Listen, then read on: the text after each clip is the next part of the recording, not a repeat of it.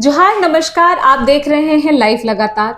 मैं हूं मनीषा मिंज और पैसा बोलता है कि नए एपिसोड में आप सभी का स्वागत है। पैसा कमाना जितना जरूरी है उतना ही जरूरी है सही जगह निवेश करना। लेकिन जब निवेश की बात आती है तो लोग अक्सर उलझ जाते हैं।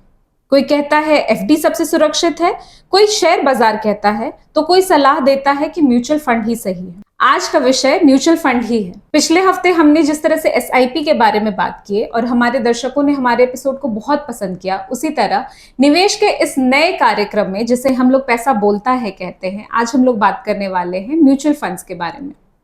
आज हमारे स्टूडियो में हमारे साथ आए हैं मिस्टर पवन अग्रवाल जी, जो कि AMFI certified mutual fund distributor है और आज हमारे साथ म्यूचुअल फंड्स के बारे में बात करेंगे और जितने भी डाउट्स हम लोगों को म्यूचुअल फंड्स में निवेश करने को लेकर के होते हैं या जितने भी क्वेश्चंस हमारे मन में म्यूचुअल फंड से रिलेटेड है, उन सब को आज वो यहाँ पे क्लियर करेंगे। तो पवन जी, आपका स्वागत है। नमस्कार। थैंक यू और जोहार। और मैं सभी अपने व्यूअर्स का मैं स्वागत करता हूँ। सर, सबसे पहले हम लोग जानना चाहेंगे कि म्यूचुअल फंड्स है क्या? देखिए, म्यूचुअल फंड एक ऐसा विकल्प है जहाँ पे हम लोग लोगों से पैसा लेके थ्रू एक्सपर्ट हम लोग इन्वेस्ट करते हैं। बड़ी बड़ी कंपनीज में, शेयर्स में, बॉन्ड्स में वो इन्वेस्ट होता है। तो वहाँ थ्रू एक्सपर्ट हम लोग इन्वेस्ट करते हैं, जहाँ से लोगों को रिटर्न्स मिलता है, उसको मुनाफा होता है। तो कितने प्रकार के म्यूचुअल फंड्स होते हैं? बेसिकली अगर देखा जाए तो बेसिकली हम लोग के हिसाब से 3 तरह के म्यूचुअल फंड्स होते हैं। एक इक्विटी म्यूचुअल फंड होता है और एक हाइब्रिड होता है और डेट होता है।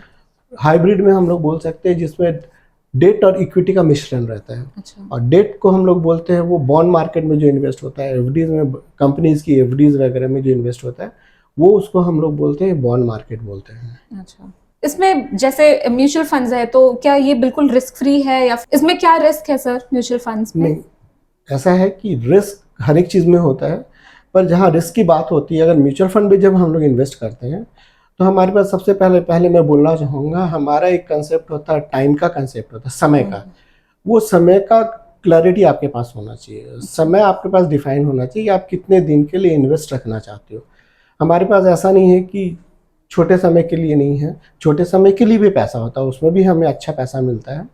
और लंबे समय के लिए तो डेफिनेटली हम अच्छा पैसा बना ही सकते हैं, अच्छा मुनाफा मिलता है। जितना लंबा समय आप रहोगे उतना अच्छा फायदा होता है। फिर भी सर, अगर आप थोड़ा एग्जाम्पल के साथ बता सके कि हम लोग 1 साल के लिए उसको इन्वेस्ट कर सकते हैं या फिर 20 ईयर्स के लिए कर सकते हैं, या फिर जैसे इंश्योरेंस जब लेते हैं तो होता है कि आप जितने कम एज के हैं उतने ज्यादा टाइम के लिए आप लोग इन्वेस्ट कर सकते हैं। मतलब ये जो आप टाइम पीरियड बोल रहे हैं, इसको किस तरह से डिफाइन कर सकते हैं? देखिए, कुछ लोग बोलते हैं कि हमें इन्वेस्टमेंट करना है, 1 साल की इन्वेस्टमेंट करना है जी।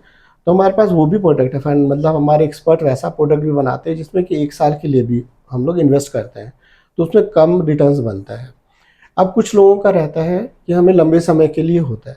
पर एक चीज़ मैं आपको बताना चाहूँगा कि हम लोग कुछ भी अगर इन्वेस्टमेंट करते हैं ना, तो हमारा एक गोल होना चाहिए कि हमारा एक गोल होना चाहिए कि हम किस लिए इन्वेस्ट करें। आप इन्वेस्ट करते हो ना, तो किसी चीज़ के लिए तो आप सोचा होगा आपने कि हमें इतने दिन में इतना पैसा चाहिए। तो थ्रू म्यूचुअल फंड हम लोग उसमें जा सकते हैं।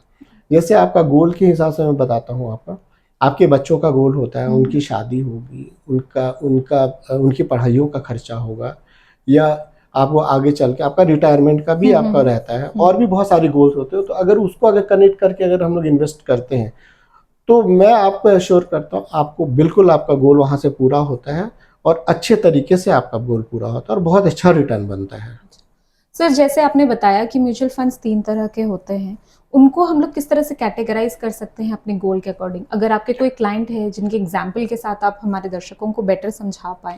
देखिए, एक होता है जो मैं सबसे पहले बोलूँगा, एक डेट मार्केट जो बॉन्ड मार्केट होता है, वो छोटे समय जिन्हों का, जैसे फॉर एग्जांपल मैं बताता हूँ, किन्हों को लाइफ इंश्योरेंस का प्रीमियम देना होता है, तो उनको तो 1 साल भर में पैसा चाहिए होता है, तो उनको हम लोग छोटा पीरियड वाला बोलते हैं। तो वहाँ पे इन्वेस्ट करके वो 1 साल के बाद पैसा निकाल के वहाँ और भी अपने अगर कोई भी और दूसरे भी अगर छोटे छोटे अपनी ज़रूरतें हैं वो पूरी कर सकते हैं। एक होता है कि हमको ज़्यादा रिस्क नहीं लेना, पर रिटर्न भी बनना चाहिए, पर ज़्यादा रिस्क नहीं लेना है, तो हम लोग उसको हाइब्रिड फंड्स देते हैं। इसमें डेट, मतलब आपका डेट और इक्विटी दोनों रहता है। और एक होता है कि ठीक है हमको लंबे समय के लिए लेना है, तो उसमें भी बहुत तरह के फंड्स होते हैं। तो हम लोग सामने वाले के रिस्क लेने की क्षमता के हिसाब से हम लोग फंड डिसाइड करते हैं अच्छा। तो उसमें बहुत सारे पैरामीटर्स होते हैं जिनको हम लोग को देखना होता है और एक सामने वाले हमारे इन्वेस्टर को बताना होता है कि इसमें हम सारी चीज़ें सब बता कर करते हैं, पर सामने वाले की रिस्क लेने की क्षमता के हिसाब से ही हम लोग इन्वेस्टमेंट करते हैं। और सबसे बड़ा चीज़ है, मैंने कहा कि जो भी आप इन्वेस्टमेंट करते हो, टाइम का क्लैरिटी आपके पास होना चाहिए कि आप कितने दिन के लिए इन्वेस्ट कर रहे हो, तो उससे हम लोग उनको एक बेहतर एक सजेशन दे सकते हैं, सलाह दे सकते हैं। सर, म्यूचुअल फंड में निवेश करने के लिए क्या ऐसा है कि आपके पास बहुत सारा, जैसे एफडी है कि एक अच्छे अमाउंट के साथ जब तक आप लोग एफडी नहीं करते तो उसका कोई बहुत अच्छा रिटर्न नहीं है। म्यूचुअल फंड में निवेश करने के लिए आपके पास कितने पैसे होने चाहिए और कितने पैसों, मतलब आपको कितने पैसों से शुरू कर सकते हैं? देखिए, ऐसा नहीं है। म्यूचुअल फंड में हम लोग 100 रुपया डेली से 500 रुपया महीने का भी हम लोग कर सकते हैं। आपकी क्षमता के ऊपर निर्भर करता है, क्योंकि हम लोग ये बोलते हैं आप जो इन्वेस्ट करेगा आपका पैसा आप ही को मिलेगा और आप ही के काम आएगा। क्या होता है, हम लोग बोलते हैं कि अच्छी तरीके से इन्वेस्ट करो, और अच्छा अमाउंट इसलिए करते हैं कि कुछ समय के बाद में आपको पैसे की ज़रूरत होती है, तो वह एक आपको अच्छा पैसा मिलता है तो आपको बहुत अच्छा लगता है, बहुत खुशी होती है कि अगर कोई काम आपको करना हो उसमें आपके हिसाब से आपको पैसा मिल गया, तो वहाँ खुशी मिलती है। उस समय खुशी हम लोग अपने इन्वेस्टर को देखते हैं ना, तो इन्वेस्टर से ज़्यादा हम लोगों को खुशी होती है कि हमने उनको एक अच्छा सलाह देके उनका जो काम था उनका पूरा, और हमने अच्छी सलाह दिया हमने, और उनका काम अच्छी तरह से वो पूर्ण हो पाया। जी सर, जैसे हमने समझा, हमारे पिछले एपिसोड में भी हमने एसआईपी के बारे में बात किया। एसआईपी भी इसी तरह से काम करता है जिस तरह से म्यूचुअल फंड्स काम करता है? इस म्यूचुअल फंड, देखिए म्यूचुअल फंड में क्या होता है, 2 तरीके से हम लोग उसके अंदर निवेश कर सकते हैं। एक होता है कि हम लोग एक मुश्त डालते हैं, और एक होता है कि हर महीने हम लोग डालते हैं।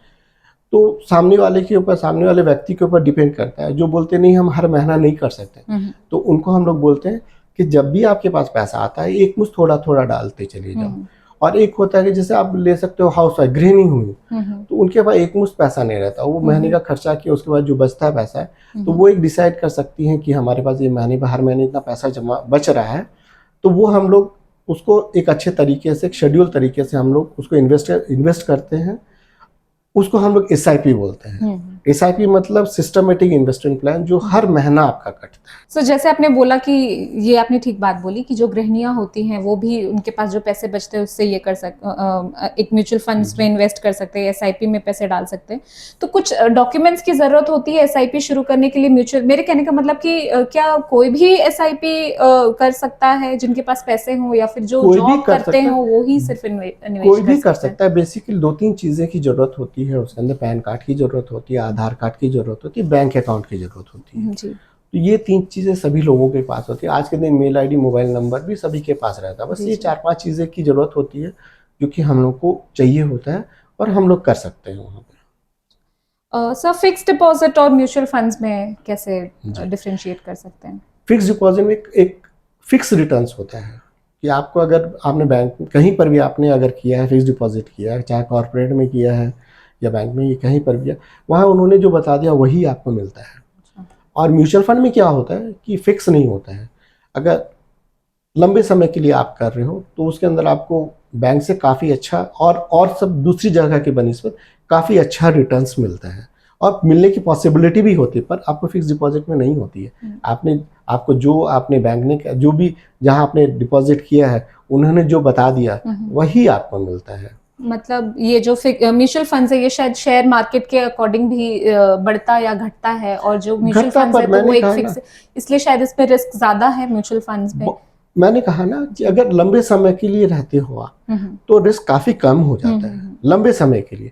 यही मैंने कहा ना कि टाइम पीरियड का क्लैरिटी पूरी अच्छी तरह होनी चाहिए, कितने समय के लिए हमको निवेश करना है, तो उसके हिसाब से हमारे पास शॉर्ट पीरियड का भी फंड होता है जिसमें उसमें भी हम लोग एक अच्छा मुनाफा कमा सकते हैं। अच्छा मतलब जैसे और जगह जैसे सेविंग अकाउंट हुआ वो सब, उससे अच्छा हम लोग को रिटर्न बनता है वहां पर भी। पर ये मैंने बताया आपको कि टाइम का कंसेप्ट आपका क्लियर होना चाहिए। सर मान लीजिए कि हमने 20 साल के लिए या 10 साल के लिए एक म्यूचुअल फंड का एक लिया है प्लान, एंड हम लोग उसको बीच में रोकना चाह रहे हैं, उससे पैसे निकालना चाह रहे हैं, क्या वो हम लोग कर सकते हैं? म्यूचुअल फंड एक ऐसा प्रोडक्ट है, बहुत फ्लेक्सिबल होता है। उसमें एक फंड होता है जो जिसको हम लोग बोलते हैं ELSS, equity link saving scheme, जिसमें ATC का बेनिफिट मिलता है। वहाँ 3 साल का लॉकिंग वो रखता है, 3 साल पहले आप पैसा नहीं निकाल सकते हो। बाकी किसी भी म्यूचुअल फंड के प्रोडक्ट में हम लोग डालते हैं, कभी भी पैसा निकाल सकते हो, और अगर आप म्यूचुअल फंड आपने स्टार्ट किया, एसआईपी आपने स्टार्ट किया, म्यूचुअल फंड में आपने एसआईपी स्टार्ट किया है, तो कभी भी रोक सकते हो और कभी भी पैसा निकाल सकते हो। ये सबसे बड़ी बहुत अच्छी चीज़ है म्यूचुअल फंड में। तो उस समय जो हमें जो रिटर्न्स मिलेंगे वो मार्केट के अकॉर्डिंग, वो उस समय आपका जो वैल्यूएशन होगा, उस समय आपका फंड में जो वैल्यू होगा वो आपको मिल जाता है। सब बहुत लोग को नहीं पता कि म्यूचुअल फंड्स किन से ले सकते हैं या कहाँ से ले सकते हैं, उनको गाइड करने के लिए लोग नहीं है। तो जैसे हमने गृहिणियों की बात की या फिर हम लोग स्टूडेंट्स की भी बात करते हैं, तो हम लोग किन के थ्रू म्यूचुअल फंड्स ले सकते हैं या कैसे डिसाइड कर सकते हैं कि ये अच्छा म्यूचुअल फंड्स है, हम लोग इससे ले ले? देखिए, जब भी आपको म्यूचुअल फंड में एक मुश्त जमा करना हो या एसआईपी करनी हो, तो आप जरूर किसी सलाहकार के थ्रू ही आप इन्वेस्ट करें, क्योंकि उनको पूरी चीज़ें पता होती हैं। और उसमें एक कंसेप्ट होता है, एक रिस्क प्रोफाइलिंग हम लोग करते हैं कि आदमी को, एक हमारे पास फॉर्मेट होता है जिसमें हम लोग उनका प्रोफाइलिंग करते हैं कि वो कितना रिस्क ले सकते हैं। उसके हिसाब से हम लोगों को, जो सलाहकार होते हैं, जो हम लोग होते हैं, उसके हिसाब से हम लोग डिसाइड करते हैं कि कौन से फंड में इनको देना सही है, कौन से फंड में इनको देना सही नहीं है। तो उसी के हिसाब से हम लोग सामने वाले को, जो भी इन्वेस्टर हमारे पास आते हैं, उनको सलाह देते हैं। क्योंकि हमारा बेसिकली हमारा ये इंटेंशन रहता है कि जो भी इन्वेस्टमेंट कर रहा है उनको एक अच्छा, उनको एक पैसा मिले, फ्यूचर में जाके एक अच्छा उनको अमाउंट मिले, क्योंकि जिससे कि उनका जिस चीज़ के लिए उन्होंने इन्वेस्ट किया वो उनका काम पूरा हो सके। जो लोग पहली बार निवेश कर रहे हैं या जिन्होंने कभी भी किसी भी तरह का कोई निवेश नहीं किया है, उनको आप क्या सलाह देना चाहेंगे? देखिए, म्यूचुअल फंड में आप एसआईपी स्टार्ट कीजिए, और जिनसे भी आप कराते हैं उनको ज़रूर आप बताइए कि आप पहली बार म्यूचुअल फंड में इन्वेस्ट कर रहे हैं, तो आपको उस तरीके का फंड आपको देंगे, उस तरीके का आपको सारी चीज़ें बताएंगे। और जिनसे भी आप करवा रहे हैं उनसे पूरी क्लैरिटी और एकदम बेझिझक बात कीजिए और अच्छी तरह से डिस्कस कीजिए। आप ये फंड दे रहे हैं, अगर ऐसा ये आप कर रहे हैं, क्यों कर रहे हैं, अच्छी तरह से डिस्कशन करके कीजिए। ऐसा नहीं है म्यूचुअल फंड में पैसा बनता है, आज के दिन हम न्यूज़ में देखते हैं, सभी जगह देखते हैं म्यूचुअल फंड सही है। म्यूचुअल फंड जरूर सही है, पर आप सही तरीके से अगर इन्वेस्ट करते हो तो सही है। अगर गलत तरीके से इन्वेस्ट करोगे और बिना जानकारी के करोगे तो दिक्कत है। सर, बहुत सारे आजकल फाइनेंशियल एप्स हैं जिनमें हम लोग ऐसे देखते हैं ऑप्शंस की, छोटे एसआईपी म्यूचुअल फंड्स आप लोग डेली बेसिस पे, जैसे आपने बताया, हर दिन आप 100 रुपए जमा करके अपना निवेश शुरू कर सकते हैं। तो इसी तरह से बहुत सारे ऐसे फाइनेंशियल एप्स हैं, वेबसाइट है, जहाँ पे लोग खुद ये कर सकते हैं। मगर ये कितना सेफ है? और उसमें तो किसी तरह का गाइडेंस नहीं है। ऑफ कोर्स जो वेबसाइट है या जो भी फाइनेंशियल ऐप है उनके अपने कस्टमर केयर सर्विसेज है, मगर ये कितना सेफ है, ये करना कितना सही है? जबकि आप जो कि एक जानकार हैं, तो इन तरह के ऐप्स पे भरोसा करके इस पे निवेश करना कितना सेफ है? या फिर आप बोलेंगे कि नहीं, आपको मतलब इस तरह ये कितना सेफ है? जी, बहुत अच्छी बात है, बहुत अच्छी बात आपने पूछी। इस चीज़ से संबंधित मैं एक बार आपको बोलना चाहूँगा। जैसे कभी भी हम लोग बीमार पड़ते हैं तो क्या हम डायरेक्ट दवाई दुकान से जाके दवाई लेते हैं? नहीं, हम लोग डॉक्टर के पास जाते हैं, डॉक्टर एक्सपर्ट के पास जाते हैं, डॉक्टर के पास जाते हैं कि हमको जो प्रॉब्लम है डॉक्टर अच्छी तरह समझ के मेरे को अच्छी तरह से दवाई दे। अगर दवाई दुकान से आप जाके लेते हो दवाई, हो सकता है वो रिएक्शन भी कर जाए। तो उसी तरीके से होता है, आप ऑनलाइन ले सकते हो। ऑनलाइन में क्या, आप खुद एक्सपर्ट बन के खुद आप फंड सेलेक्ट कर रहे हो, आप इन्वेस्ट कर रहे हो। और एक सलाहकार के थ्रू अगर इन्वेस्ट करते हो तो वहाँ पे वो एक सलाहकार बहुत सारी चीज़ें सोच के आपको बताता है और आपके लिए वो काम करता है और इन्वेस्ट करता है और आपको सलाह देता है। और क्या होता है ना, सबसे बड़ा डर वो होता है जब मार्केट जब बढ़ रहा होता है तब तो बहुत अच्छा लगता है, पर जब गिरता है बाजार तब लोगों में बहुत डर आ जाता है कि मेरा पैसा का क्या होगा, मैंने जो इन्वेस्ट किया है। तो वहाँ पे एक होता है ना, हाथ पकड़ के हैंड होल्डिंग, कि नहीं, आप रुके रहो, आप पैसा मत निकालो, आपका भी रुकना चाहिए। तो उनके पास इनपुट्स रहते हैं, जो आपके सलाहकार हैं उनको जानकारी होती है, तो आप उनसे पूछ सकते हो कि मार्केट गिर रहा है, क्या करना चाहिए। तो वहाँ आपको एक वो हैंड होल्डिंग करते हैं, आपका हाथ पकड़ के आपको चलाते हैं, सिखाते हैं कि आप इन्वेस्ट रहो, आप बने रहो, आप मत निकालो पैसा। ज़्यादातर लोग यही करते हैं कि बाजार बढ़ जाता है तब पैसा इन्वेस्ट करते हैं, उसके बाद वहाँ से बाजार गिरना चालू होता है, वहाँ पैसा निकाल लेते हैं। तो इसीलिए मतलब लोगों को डर इसलिए लोग बोलते हैं रिस्क है, वही एक रिस्क होता है। क्यों, आपने गलत किया, आप बढ़े हुए बाजार में आपने पैसा डाला और गिरते हुए बाजार में आप पैसा निकाल लिए, जबकि उल्टा होना चाहिए, गिरते हुए बाजार में पैसा लगाना चाहिए और बढ़े हुए बाजार में पैसा निकाल भी सकते हो, अब रुक भी सकते हो। बाजार तो बढ़ेगा, बाजार अपनी चाल से चलेगा ही चलेगा। इसलिए हम लोग मेरा यही कहना है, मेरा सबों को ये सलाह है, थ्रू एक्सपर्ट, थ्रू सलाहकार के थ्रू ही आप पैसा इन्वेस्ट करो। ऑनलाइन बहुत सारी चीज़ें, ऐप्स आती हैं, वह आप खुद एक्सपर्ट बन के आपको खुद से वहाँ वो आपको नहीं सजेस्ट करते हैं, वह सारी चीज़ें आपको दिख रही हैं। आप खुद से एक्सपर्ट बन के आप पैसा इन्वेस्ट करो।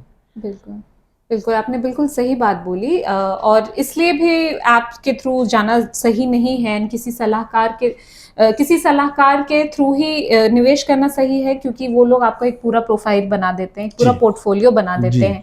आपका क्या बैकड्रॉप है, आपके क्या बैकग्राउंड है और आपका निवेश का क्या प्लान है, उसके अकॉर्डिंग वो लोग आपको और जी बीच में टाइम टू टाइम वो लोग रिव्यू भी करते हैं। अच्छा। आप उनसे कुछ भी बोल सकते हो। ऑनलाइन में अगर आप जाओगे तो किसको बोलोगे? आप टोल फ्री नंबर पे आप फोन लगाते हो, तो वो टोल फ्री में तो IBR में उन्होंने डाल देना है, तो वहाँ आप IBR में आप बात करते रहो। उनका वो टच नहीं रहता है, वो फिजिकल, वो एक इमोशनल टच होता है ना, वहाँ पे वो चीज़ नहीं आता है। आप सलाहकार के साथ अगर रहते हो तो एक इमोशनल टच रहता है, वो आपके लिए सोचता है, जी, तो वो कभी नहीं चाहेगा कि आपको नुकसान हो या आपका पैसा ऐसा ना बढ़े कि आपको कल के दिन दिक्कतें आए। जी जी जी, बिल्कुल। आपने बहुत ही सरल शब्दों में हमें म्यूचुअल फंड्स के बारे में बताया और उससे रिस्क से जुड़े बहुत सारी चीज़ों के बारे में बताया, और ये भी बताया कि किस तरह से एक सलाहकार का होना और उसके गाइडेंस का होना हमारे निवेश की इस जर्नी के लिए ज़रूरी है। हमारे साथ हमारे स्टूडियो में आने के लिए और हमें अपना समय देने के लिए और म्यूचुअल फंड्स के बारे में इतनी सारी चीज़ें बताने के लिए आपको बहुत बहुत धन्यवाद पवन जी।